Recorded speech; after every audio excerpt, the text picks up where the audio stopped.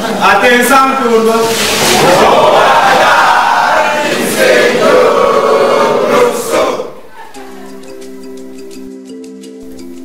Boa tarde, senor professor.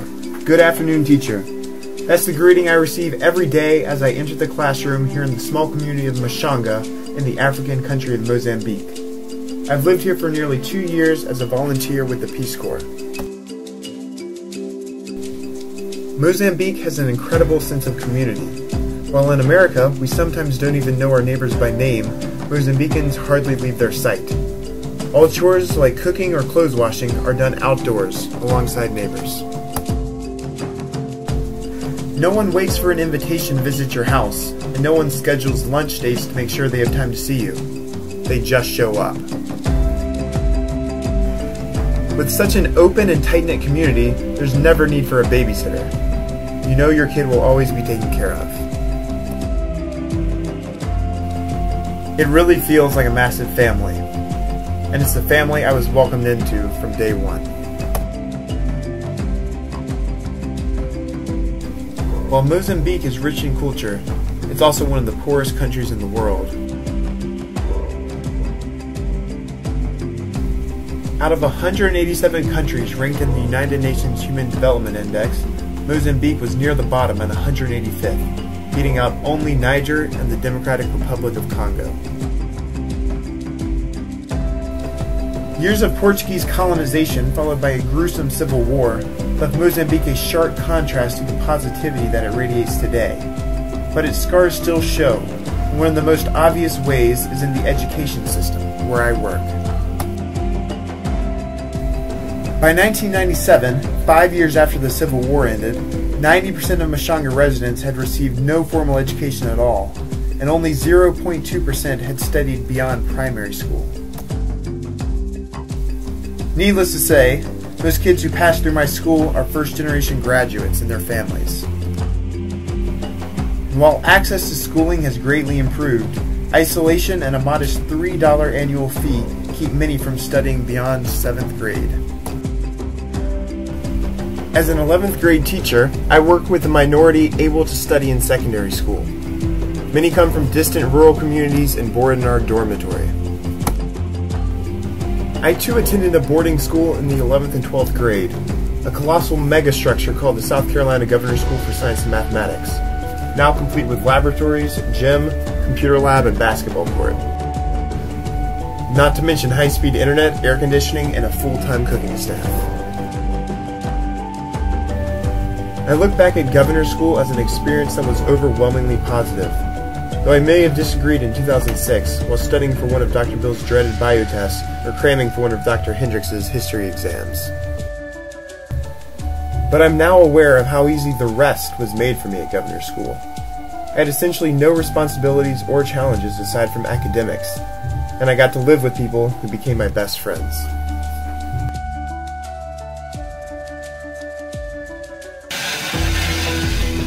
Back in Machanga, I've become aware of just how easy I had it by witnessing the expectations and conditions of the students that live in the dormitory.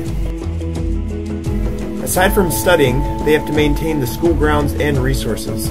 This means cleaning bathrooms, cooking their own meals and cleaning their own dishes, washing clothes, which believe me is much harder by hand, maintaining the school garden and feeding school animals, and collecting firewood.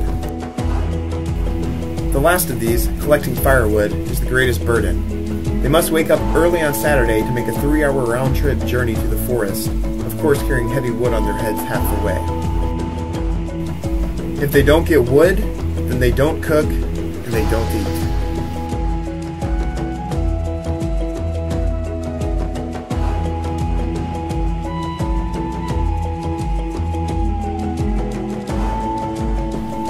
The food is pretty basic. Every day, without exception, the students eat 2 meals of beans with shima, a flour-based starch like dense grits. We always eat this food and this kind of beans. This food is made by flour, and to eat this food, you need to take a lid of shima. This called shima. You need to take the lid of shima and make it like this, and then add with the beans and eat.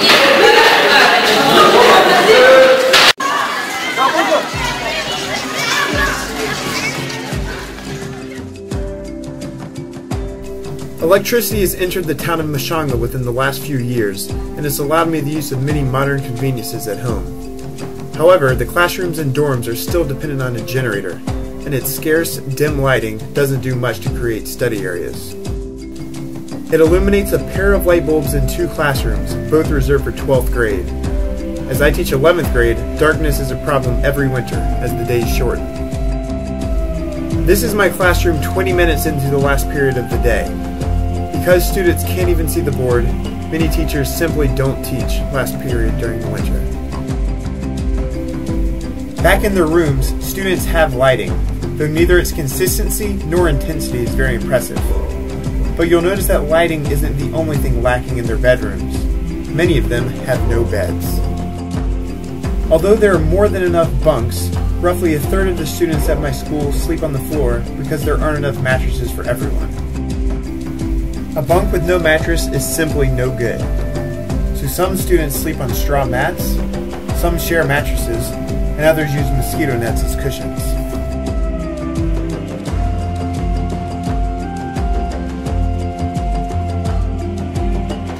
Fica aqui, neste quarto, com quantas pessoas?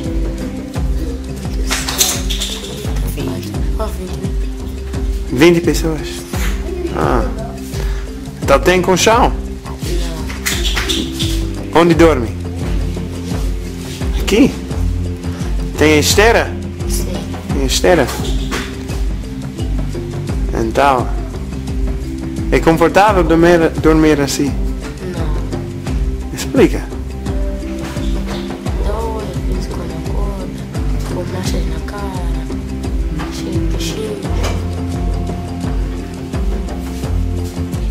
Seria melhor com uma cama? Sim. Yeah.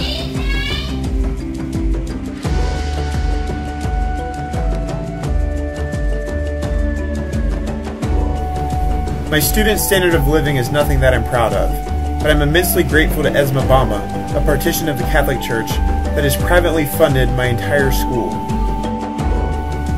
Without Esma Bama, it wouldn't be possible to study beyond 10th grade in the entire district, and yet another generation of Mozambican youth would be denied access to education. But of course, the need continues. Even living here, amongst the poverty that keeps kids from going to school, I still have to remind myself that the deprived history of the Dark Continent should not anesthetize my desire to respond to the need. I should not accept it as just the way it is over here. Because in only 2 years, I've seen positive change in Machanga, and I only hope to accelerate it. Everyone deserves a first chance.